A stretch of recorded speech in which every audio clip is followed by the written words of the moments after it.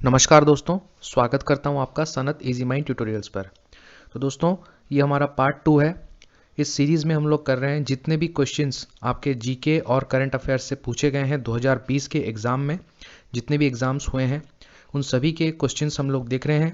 और सिर्फ क्वेश्चन और आंसर नहीं, क्वेश्चन के साथ डिटेल्ड एक्सप्लेनेशन भी मैं आपको दे रहा हूँ, आपको दिया जा रहा है। और इसमें डिटेल्ड एक्सप्लेनेशन के साथ बाकी जो अपेक्षित क्वेश्चंस है, एक्सपेक्टेड क्वेश्चंस है, वो भी आपको मिल रहे हैं। दोस्तों, आरआरबी एनटीपीसी का एग्ज़ाम कल से शुरू हुआ है 28 दिसंबर से। तो 28 दिसंबर के जो 2 शिफ्ट्स एग्ज़ाम हो चुके हैं उसका एनालिसिस मैं देख रहा था, बच्चों से पूछ रहा था। तो ये जो सीरीज़ में लेके आया हूँ दोस्तों, बाकायदा इसमें से क्वेश्चन आपको मिल रहा है। जैसे मैंने आपको बोला था, कभी कभार क्या होता है, एग्जामिनर डायरेक्ट क्वेश्चन उठा के दे देता है, तो उस तरीके से जो क्वेश्चंस पहले पूछे गए हैं एग्जैक्टली वही क्वेश्चंस पूछे जा रहे हैं दोस्तों। ओके, इस सीरीज़ में सारे क्वेश्चंस वही इंक्लूडेड हैं दोस्तों। और उसके बाद जो मैंने एक्सप्लेनेशन दिया है, स्टैटिक फैक्ट्स दिया है एक्स्ट्रा, उसको ज़रूर से पढ़ के जाना दोस्तों, ठीक है।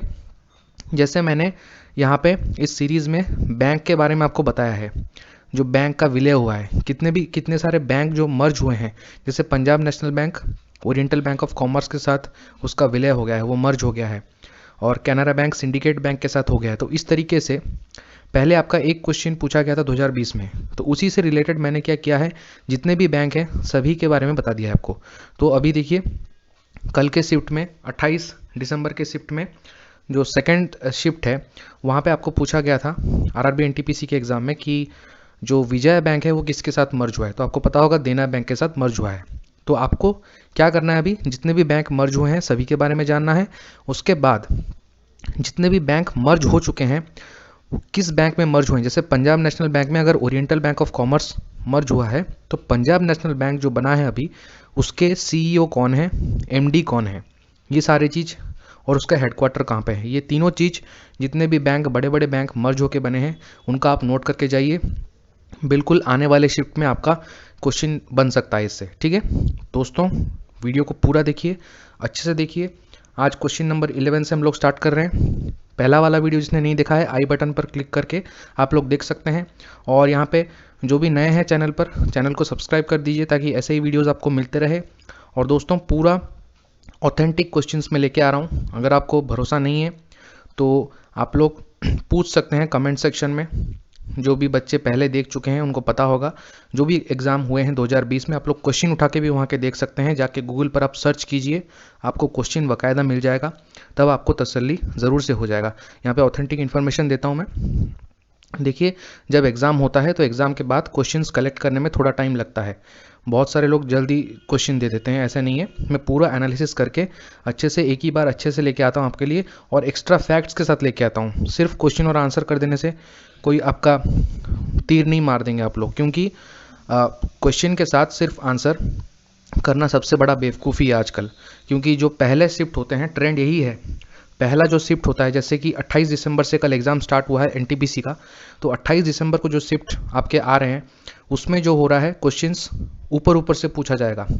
फॉर एग्जांपल, अगर मैं आपको बोलूं, ऐसे पूछा जाएगा कि फलाने राज्य का कौन राज्यपाल है, तो इसके नेक्स्ट शिफ्ट में जो 2-3 शिफ्ट के बाद एग्जाम होगा उसमें पूछ लिया जाएगा कि जो राज्यपाल होते हैं उनका कार्यकाल कितना समय होता है, उनको कौन नियुक्त करता है, इस तरीके से। तो क्वेश्चन थोड़ा डीप में जाएगा। इसीलिए अगर आपका कोई क्वेश्चन आ रहा है, ठीक है, मान लीजिए किसी कंट्री के बारे में पूछ रहा है, तो कंट्री का आप क्या कीजिए, मान लीजिए नेपाल के बारे में अगर कोई क्वेश्चन पूछा गया है कोई भी शिफ्ट में, तो आपको क्या करना है, नेपाल का स्टैटिक फैक्ट सारा पढ़ लेना है। जैसे कि नेपाल में अभी कौन है प्रधानमंत्री, कौन है राष्ट्रपति, कौन है वहाँ के वहाँ के राजा का नाम क्या था जिन्होंने कि नेपाल की स्थापना की थी, और नेपाल के झंडे में कितने कौन सा रंग होता है, ठीक है। फिर नेपाल में कितने प्रांत हैं, कितने प्रोविंस है नेपाल में, नेपाल का राष्ट्रीय पक्षी कौन है, नेपाल का राष्ट्रीय पेड़ कौन सा है। तो इस तरीके से सारे फैक्ट्स, नेपाल का कैपिटल क्या है, और नेपाल किस किस संगठनों में शामिल है, मतलब नेपाल किस किस ऑर्गेनाइजेशन का पार्ट है। तो ये सारे चीज़ आप लोगों को नोट कर लेना है, ठीक है। तो यही है इंटेलिजेंट कैंडिडेट का मतलब कोशिश यही रहना चाहिए कि आप लोग अगर ऐसे प्रिपेयर करके जाएंगे तो एक क्वेश्चन ज़रूर से फंसेगा आपका। ठीक है, तो चलिए स्टार्ट करते हैं बिना देरी करके वीडियो को। और आप लोग कमेंट्स कर दीजिए कीजिए दोस्तों, ताकि मेरे को पता चल सके कि आप लोग वीडियो देख रहे हैं। ठीक है, ताकि हमें पता चल सके और हम लोग उस तरीके से क्वेश्चन भी आगे लेकर आ सकें। ठीक है, आप लोग कमेंट्स करके ज़रूर से बताइए वीडियो आपको कैसा लग रहा है। चलिए स्टार्ट करते हैं आज का सेशन। दोस्तों ये हिस्ट्री का है। Lord Mountbatten after partition decrees the members of constitution to what. ये अभी एग्जाम हुआ है आपका 24 दिसंबर। ठीक है, BIS का एग्जाम हुआ है जिसमें सीनियर सेक्रेटरीट असिस्टेंट का जो पोस्ट था उसके लिए क्वेश्चन पूछा गया था। बोल रहा है कि लॉर्ड माउंटबेटन ने भारत और पाकिस्तान को विभाजित करने के बाद जो संख्या है, ठीक है, जो मेंबर्स होते हैं हमारे सदस्य हैं संविधान में, तो उसके मतलब संख्या को कितना कम कर दिया, मतलब कितने पहले थे और अभी कितना हो गए हैं पार्टीशन के बाद। तो इसका करेक्ट आंसर दोस्तों हो जाएगा 299, 299, 300, 389। पहले इतने मेंबर्स थे इनिशियली और अभी इतने हो गए हैं 299। ठीक है, तो इसका आंसर ये हो जाएगा। इसका देखिए डिटेल्ड एक्सप्लेनेशन, कुछ बैकग्राउंड और हिस्ट्री जान लेते हैं हम लोग। 3 जून को क्या हुआ था? ऑन 3 जून 1947 Lord Mountbatten, the last British governor general, सबसे आखिरी ब्रिटिश गवर्नर जनरल थे भारत के, of India, announced his intention to scrap the cabinet mission plan। Cabinet mission plan जो कि 1946 में आया था, इसको इन्होंने मतलब खत्म करने का सोचा। और this culminated in the Indian independence act 1947। India का इंडिपेंडेंस एक्ट 1947 को हुआ था। And the separate Nations of India and Pakistan, तो भारत और पाकिस्तान अलग हो गए। तो इंडियन इंडिपेंडेंस एक्ट जो था 18 जुलाई 1947 को पास हुआ था। क्वेश्चन यहाँ से बनता है दोस्तों, इंडियन इंडिपेंडेंस एक्ट कब पास हुआ था? तो 18 जुलाई 1947, याद रखिए डेट को। As a result of the partition के चलते क्या हुआ? Under the Mountbatten plan A separate constituent assembly of Pakistan was established on 3 जून 1947। तो इस सेपरेशन के बाद क्या हो गया? एक अलग से कंस्टिट्यूएंट असेंबली, संविधान सभा तैयार हो गया पाकिस्तान के लिए। कब तैयार हुआ? 3 जून 1947। Very very important the dates, तारीख बहुत इंपॉर्टेंट है दोस्तों, ध्यान रखिए। ठीक है, गौर से। 3 जून 1947। तो 18 जुलाई को क्या हुआ था? इंडियन इंडिपेंडेंस एक्ट पास हुआ था। 3 जून को क्या हुआ था? ठीक है, माउंटबेटन प्लान भी इसको कहा जाता है, 3 जून 1947। इसके बाद न्यू इलेक्शंस, नए सिरे से जो हमारा निर्वाचन है वो स्टार्ट हो गया, जो कि वेस्ट पंजाब और ईस्ट बंगाल। ईस्ट बंगाल कौन सा था? जो हमारा वेस्ट बंगाल है, अभी पश्चिम बंगाल है, उसी को ईस्ट बंगाल कहा जाता था, वो पाकिस्तान का हिस्सा था। ठीक है, which became part of Pakistan, although East Bengal later ceded to become Bangladesh. बाद में बांग्लादेश बन गया। ठीक है, ठीक है दोस्तों, बांग्लादेश बन गया। तो बांग्लादेश से कब मतलब लिबरेट, मतलब फ्रीडम कब मिला था बांग्लादेश को स्वतंत्र पाकिस्तान से? 1971 को मिला था, जो कि लिबरेशन वार इसको कहा जाता है। अभी इसको मनाया गया था। ठीक है, and the membership of the constituent assembly was 299। तो 299 हो गया था कॉन्स्टिट्यूएंट असेंबली का मेंबर्स। ठीक है, 299 याद रखना है आपको। एंड इट मेट ऑन 31 दिसंबर 1947। तो 31 दिसंबर 1947 को ये लोग फिर से सभा में मिले थे। ओके, तो इतना था फैक्ट्स। नेक्स्ट क्वेश्चन दोस्तों, sweetness in fruits is due to what? BIS senior secretariat assistant, 24 दिसंबर 2020 का क्वेश्चन है। फ्रूट्स में जो मिठास लगता है आपको, वो किस चीज के लगता है, किस चीज से लगता है वो, मतलब उसका कारण क्या है? ऑप्शन आपके सामने दिख रहा है, आप लोग सोच लीजिए। अगर आपने चुना है फ्रुक्टोज तो बिल्कुल सही है। कैसे आपको याद रखना है? ट्रिक क्या है? देखिए, फ्रूट्स, फ्रूट्स का F से स्टार्ट होता है, और यहाँ पे भी फ्रुक्टोज जो है F से ही स्टार्ट होता है, ऐसे आप याद रख लीजिए फ्रुक्टोज। ठीक है, तो ये एक मोनोसाकाराइड्स है, मोनोसाकाराइड, जो कि रेस्पॉन्सिबल है स्वीट टेस्ट इन फ्रूट्स, जो फल में हमारे मिठास आता है, तो इसी की वजह से आता है। नेक्स्ट क्वेश्चन, क्वेश्चन नंबर 13, वही BIS का क्वेश्चन है जो कि SSA में आया था, दिसंबर 24 को पूछा गया था। Why food is cooked fast in pressure cooker? जो प्रेशर कुकर होता है वहां, उसमें हमारे जो खाद्य पदार्थ होता है वो बहुत जल्दी क्यों पक जाता है? 4 ऑप्शन आपको आपके सामने दिख रहा है दोस्तों। ठीक है, ऑप्शन 1, 2, 3, 4, चारों दिख रहा है। अपना टाइम लीजिए, पॉज कीजिए वीडियो को और आंसर सोचिए। दोस्तों इसका जो करेक्ट आंसर है करेक्ट आंसर हो जाएगा high pressure raises the boiling point of water. ठीक है, जो प्रेशर हाई होता है प्रेशर कुकर के अंदर, उसी की वजह से क्या होता है, जो बॉइलिंग पॉइंट ऑफ वाटर वो रेज हो जाता है, मतलब ज्यादा हो जाता है, उससे खाना हमारा आसानी से पक जाता है। इसका करेक्ट आंसर हो जाएगा ऑप्शन नंबर 1। ठीक है, ड्यूरिंग हुज रेन फा हेन विजिटेड इंडिया। जो फा हेन था चीनी ट्रेवलर था, ठीक है, ये किसके शासनकाल में भारत को इसने विजिट किया था? वही BIS SSA 24 दिसंबर 2020 का क्वेश्चन है दोस्तों। किसके शासनकाल में फा हेन ने भारत का दौरा किया था? ऑप्शन आपके सामने है, और अगर आपने चुना है ऑप्शन नंबर ए जो कि है चंद्रगुप्त द्वितीय, तो बिल्कुल सही चुना है आपने। ठीक है, Fa Hien visits to India occurred during the reign of Chandragupta Dwitiya. He is also renowned for his pilgrimage to Lumbini. जो लुम्बिनी है हमारा, लुम्बिनी के बारे में भी कुछ वो अपने किताब में लिखा था उसने, तो इसी के लिए भी वो प्रख्यात है, जो कि गौतम बुद्ध का जन्म स्थान था। ठीक है, अभी नेपाल में है लुम्बिनी। क्वेश्चन नंबर 15 देखिए, ये क्वेश्चन भी BIS में पूछा गया था, 24 दिसंबर 2020 का है। Question number 15, who was called the Napoleon of India? Bharat का नेपोलियन किसे कहा जाता था? ऑप्शन आपके सामने है दोस्तों। तो अगर आपने चुना है समुद्रगुप्त, तो बिल्कुल सही चुना है दोस्तों, समुद्रगुप्त को नेपोलियन ऑफ इंडिया कहा जाता है। ओके, समुद्रगुप्त जिनका शासनकाल 335 से 375 ईसा पूर्व था AD, और ये कि गुप्त डिनेस्टी से, गुप्त वंश से थे, और इनको नेपोलियन ऑफ इंडिया कहा जाता है दोस्तों। जो हिस्ट्रियन थे एवी स्मिथ, इन्होंने इसको नेपोलियन नेपोलियन नाम दिया था समुद्रगुप्त को। क्यों? Because of his great military conquests known from the Prayag प्रशस्ति।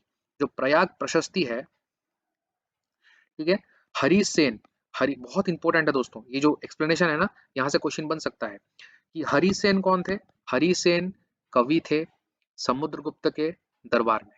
Important question, Hari Sen was the poet in the court of Samudragupta. ठीक है, समुद्रगुप्त के पोएट थे हरिसेन, जिन्होंने लिखा था प्रयाग प्रशस्ति, और उसी में उन्होंने वर्णन किया था कितने 100 बैटल, 100 मतलब 100 लड़ाइयों के विजेता कौन?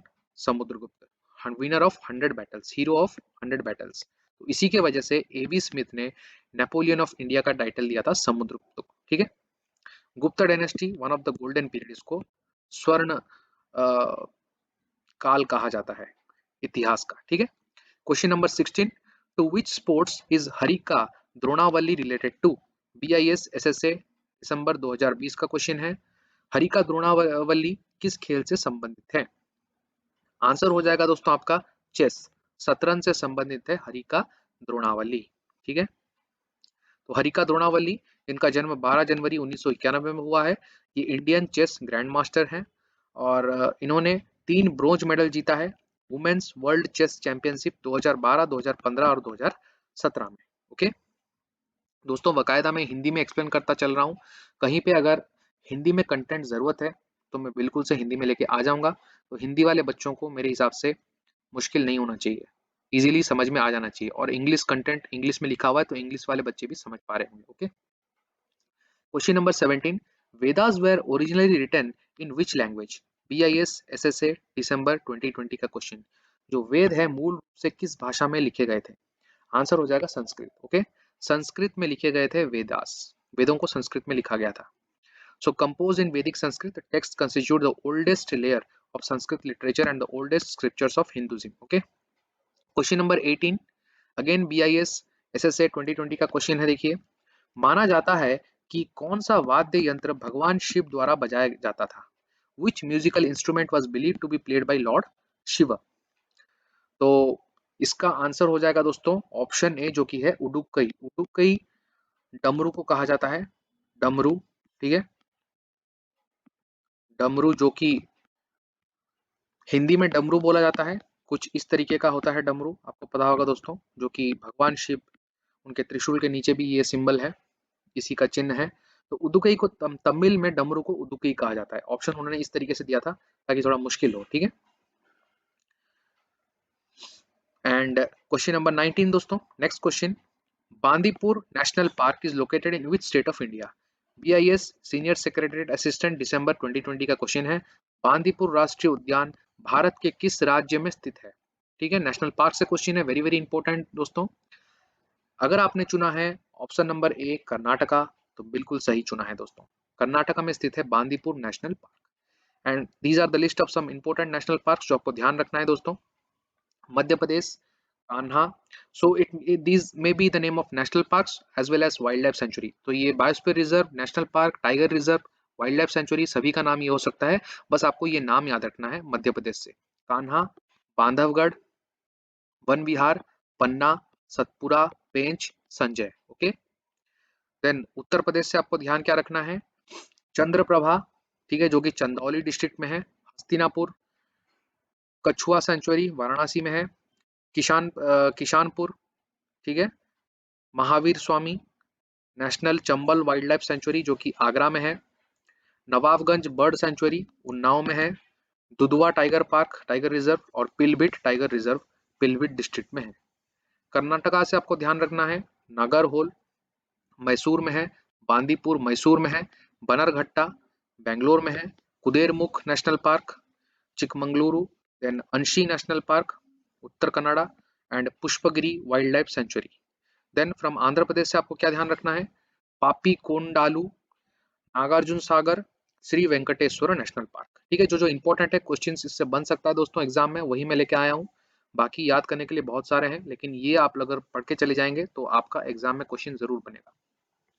Uttarakhand Nanda Devi biosphere reserve, Corbett Govind national park, Nanda Devi national park, Kedarnath valley of flowers, Raja ji, ठीक है, ये उत्तराखंड से हो गया।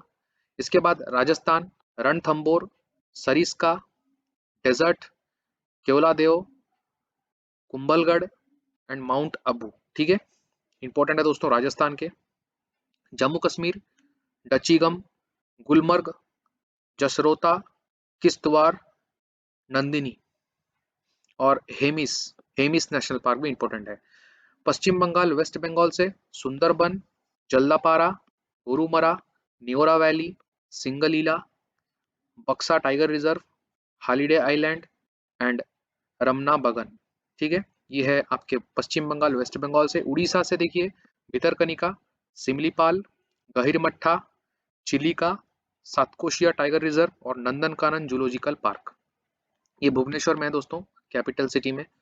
अब देखिए तमिलनाडु से है Guindy national park, gulf of Mannar marine park जो कि 21 आइलैंड से बना हुआ है, रिजर्व लैंड है, Indira Gandhi national park, Mudumalai national park, Nilgiri biosphere reserve, gulf of Mannar और अन्नामलाई टाइगर रिजर्व। ठीक है, ये हो गया तमिलनाडु से।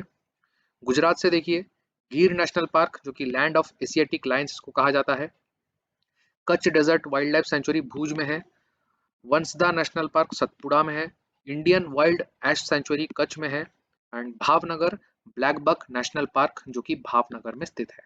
तो ये इंपॉर्टेंट कुछ स्टेट्स थे जिसका नेशनल पार्क्स मैंने आपको बता दिया, याद रखिए दोस्तों। ठीक है, इसका स्क्रीनशॉट ले लीजिए, एक बार रिवीजन करके चले जाना। अब देखिए नेक्स्ट क्वेश्चन जो कि BIS SSA 2020 दिसंबर में आया था। क्या पूछा गया था, जो 3 दोष होते हैं हमारे आयुर्वेद में, उसमें से वात एक दोष होता है, वो किससे रिलेटेड है, किससे संपर्क है? फ्रॉम 3 दोषास ऑफ आयुर्वेदा वाता इज रिलेटेड टू व्हाट? अग्नि, वायु, पृथ्वी या फिर सूरज।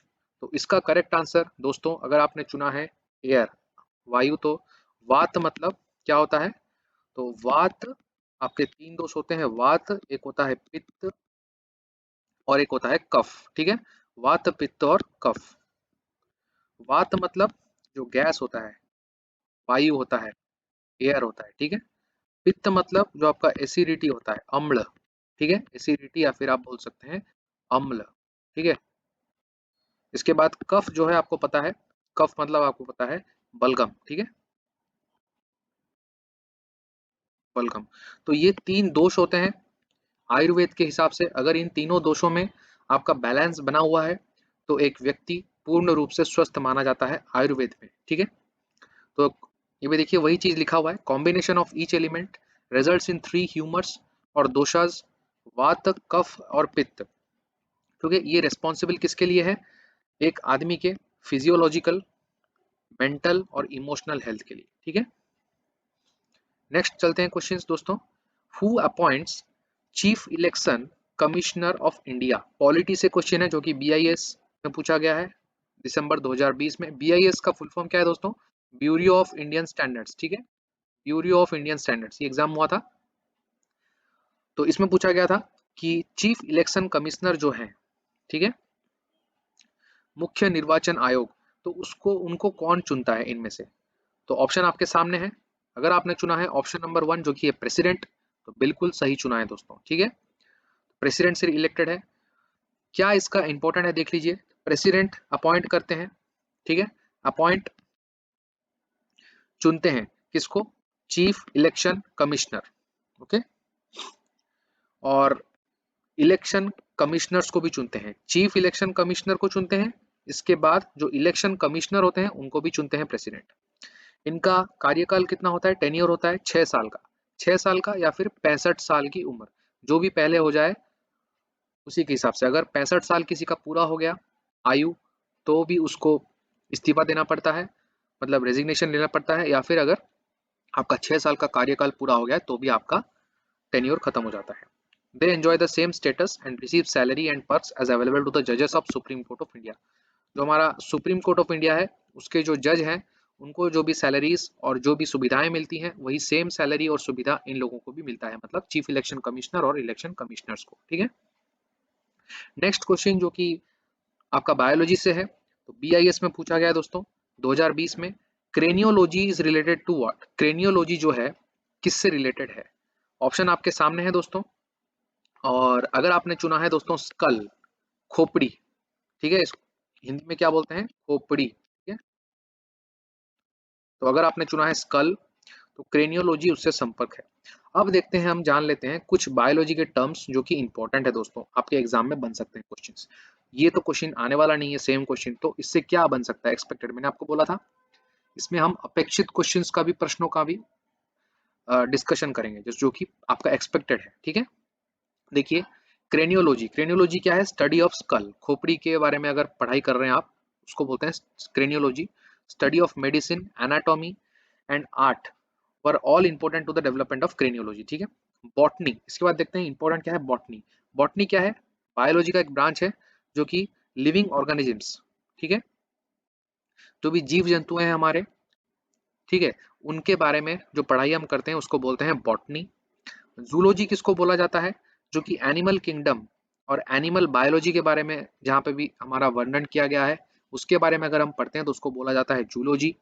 एनाटॉमी किसको बोला जाता है? एनाटॉमी, जो कि बायोलॉजिकल साइंसेस है, ठीक है। बायोलॉजी हमारा जो विज्ञान है उसमें अगर हम पहचानते हैं या फिर किसी को बताते हैं, डिस्क्राइब करते हैं किसके बारे में?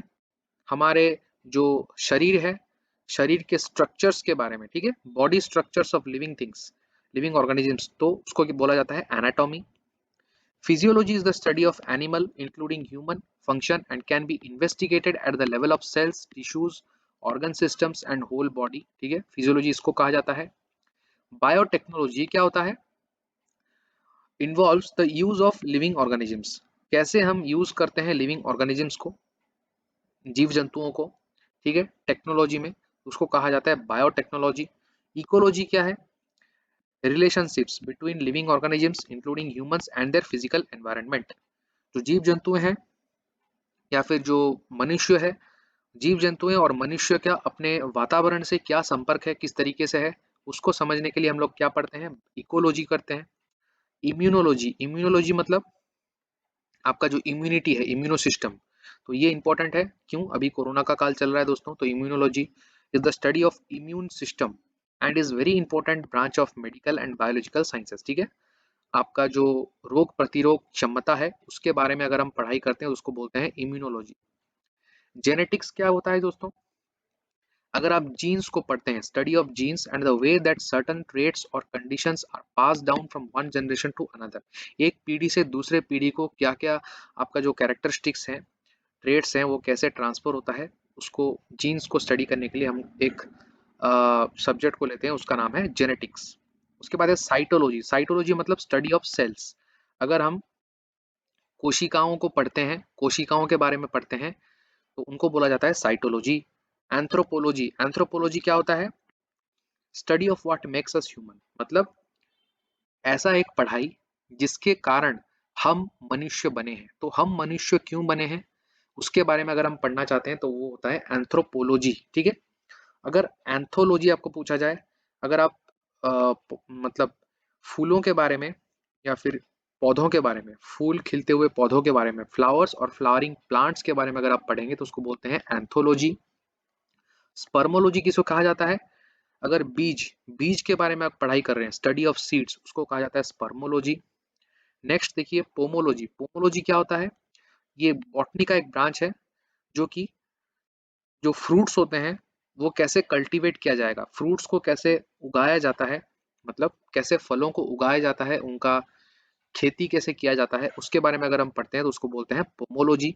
और माइकोलॉजी किसे कहा जाता है? फंगाई। जो फंगाई एक ऑर्गेनिज्म होता है उसके बारे में अगर आप पढ़ते हैं, कवक होता है, कवक, हिंदी में शायद कवक बोलते हैं, अगर मैं गलत हूँ तो माफ करना दोस्तों, हिंदी में इतना निपुण नहीं हूं मैं, ठीक है। कवक मेरे हिसाब से कहा जाता है फंगाई को, आप देख लेना, उसको बोलते हैं माइकोलॉजी। ओके ओके दोस्तों, तो आज हम लोग यहीं तक करते हैं। वीडियो ज़्यादा मैं लंबा नहीं करना चाहता हूँ आपके लिए, आपका समय बचे। आप एक वीडियो ज़्यादा लंबा होने से लोड भी ज़्यादा बढ़ जाता है, तो आप लोग अच्छे से देखिए वीडियो को, ठीक है। और नेक्स्ट क्लास से हम लोग क्वेश्चन नंबर 23 से स्टार्ट करेंगे, ठीक है। तो यहाँ से क्वेश्चन आपका ज़रूर से बन रहा है दोस्तों, और वीडियो अच्छा लगे तो एक लाइक ज़रूर से कर दीजिए और दोस्तों को शेयर कर दीजिए। और इसमें मैंने जो जो वीडियो में आपको बताया है स्टैटिक फैक्ट्स, ज़रूर वो अच्छे से पढ़ के जाइए, वहाँ से क्वेश्चन ज़रूर बनेगा आपके आगे आने वाले आरआरबी एनटीपीसी के शिफ्ट में, या फिर आपका जो आईसीएमआर का एग्ज़ाम है जनवरी 3 को है, और बाकी जो भी एग्ज़ाम्स आप देने जा रहे हैं स्टेट का कोई भी एग्ज़ाम, तो ज़रूर यहाँ से क्वेश्चन आपको मिलेगा। ओके फ्रेंड्स, तो नेक्स्ट सेशन से क्वेश्चन नंबर 23 से स्टार्ट करेंगे। Thank you. जय हिंद, जय भारत।